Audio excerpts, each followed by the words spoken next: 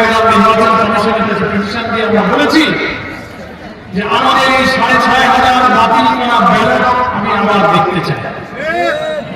খুলনা ফুলতলা উপজেলা জামাতের উদ্যোগে গাড়াখোলার স্কুল মাঠ ময়দানে এক বিশাল ইফতার ও দোয়া মাহফিলের আয়োজন করেছেন ফুলতলা জামাত নেতৃবৃন্দ। 14ই রমজানের ইফতার আয়োজনে উপস্থিত ছিলেন ফুলতলা উপজেলা জামাতের নেতৃবৃন্দ, খুলনা জেলা জামাতের নেতৃবৃন্দ ও বাংলাদেশ জামায়াত ইসলামের কেন্দ্রীয় সেক্রেটারি জেনারেল মিয়া গোলাম পরোয়ার।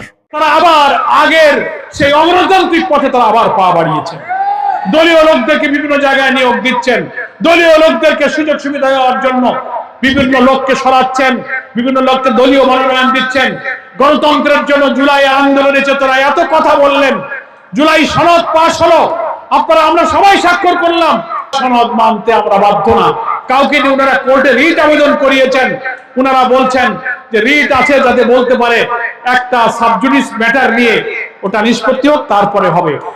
গাড়াখোলা স্কুল মাঠ প্রাঙ্গণের ইফতার আয়োজনে উপস্থিত ছিলেন জামিরা ইউনিয়নের আমির শরীফুল মোল্লা, দামোদর ইউনিয়নের আমির ইঞ্জিনিয়ার সাব্বির হোসেন, ফুলতলা উপজেলা জামাতের সেক্রেটারি মাওলানা সাইফুল হাসান খান, নায়েবে আমির মাওলানা ওবায়দুর রহমান, ফুলতলা উপজেলা জামাতের আমির আব্দুল আলিম মোল্লা, যুব জামাতের খুলনা জেলা সেক্রেটারি মোস্তফা আল মুজাহিদ, খুলনা জেলা জামাতের সহ সেক্রেটারি প্রিন্সিপাল গাউসুল আজম হাদি, সহ সেক্রেটারি অধ্যাপক মিয়া গোলাম কুদ্দুস, খুলনা জেলা জামাতের সেক্রেটারি মুন্সি মঈনুল ইসলাম সহ স্থানীয় নেতৃবৃন্দ বিশেষ আলোচনা করেন।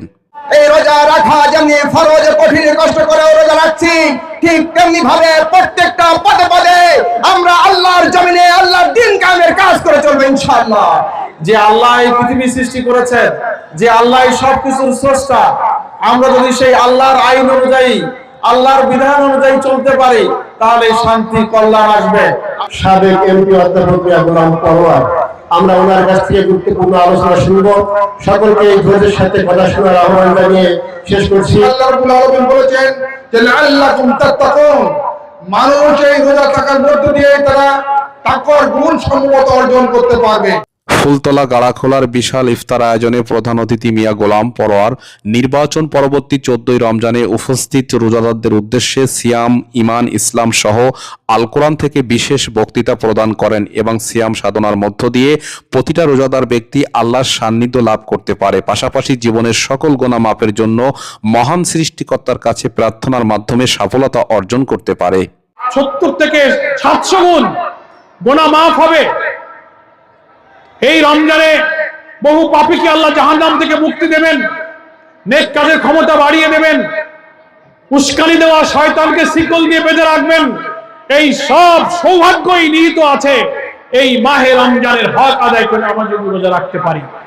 ইফতার আয়োজনে উপস্থিত রোজাদারদের উদ্দেশ্য করে অনুষ্ঠিত হয়ে যাওয়া জাতীয় সংসদ নির্বাচন 2026 পরবর্তী দাঁড়িপাল্লার সমর্থিত লোকজনদেরকে বলেন, আপনারা বিজয় লাভ করেছেন, আপনাদের দাঁড়িপাল্লা বিজয় লাভ করেছে। ইতিমধ্যে ফুলতলা ডুমুরিয়া পাস থেকে দাঁড়িপাল্লা প্রতীক নিয়ে 13 জাতীয় সংসদ নির্বাচনে ধানের শেষের প্রার্থী আলী আসগার লবির সাথে প্রতিযোগিতায় পরাজিত দাঁড়িপাল্লা ও ধানের শেষের 6500 ব্যালট সম্মিলিতভাবে বাতিলের ব্যাপারে পুনরায় গণনা ও যাচাই বাছাইয়ের জন্য খুলনা জেলা রিটার্নিং অফিসার ও প্রধান নির্বাচন কমিশন বরাবর লিখিত অভিযোগ করেন, যা সুপ্রিম কোর্টের বিচারিক বেঞ্চের রায়ের মাধ্যমে পরীক্ষা নিরীক্ষার পরবর্তী রায় ঘোষণার কথা তুলে ধরেন সেক্রেটারি জেনারেল অধ্যাপক মিয়া গোলাম পরোয়ার। উপস্থিত ইফতার আয়োজনে এবং সঠিক ব্যালট যাচাই বাছাইয়ের মাধ্যমে ফুলতলা ডুমুরিয়া পাস থেকে দাঁড়িপাল্লার বিজয় আসতে পারে এমন সম্ভাবনার কথা উল্লেখ করেন।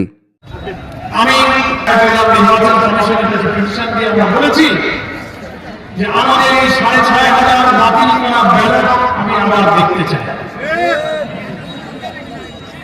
কারণ দাঁড়িপাল্লার সিলটা দেখলেই তো বোঝা যায় যে দাঁড়িপাল্লা ভোট, ওনার গাড়িতে কোথায় একটু গাড়ি লাগলো, এই কারণে একটা ব্যালট কিন্তু বাতিল করা যায়। ৬,৫০০ অর্ধেক ভোট যদি আমি পাই তাহলে তো আমরা জিতে গেলাম, বাকি বলে। ফুলতলা গাড়াখোলার স্কুল মাঠ ময়দানে ইফতার মাহফিলের সভাপতিত্ব করেন ফুলতলা উপজেলা জামাতের আমির অধ্যাপক আব্দুল আলিম মোল্লা। উক্ত ইফতার মাহফিলে দোয়া ও মোনাজাতের মাধ্যমে কার্যক্রম সমাপ্তি ঘোষণা করা হয়। তুমি হায়াত রেখেছো, ততদিন আল্লাহ তোমার নেকির পথে আমাদেরকে জীবন কাটাবার তৌফিক দান করো। রহিম বিরহমাতিকা ইয়া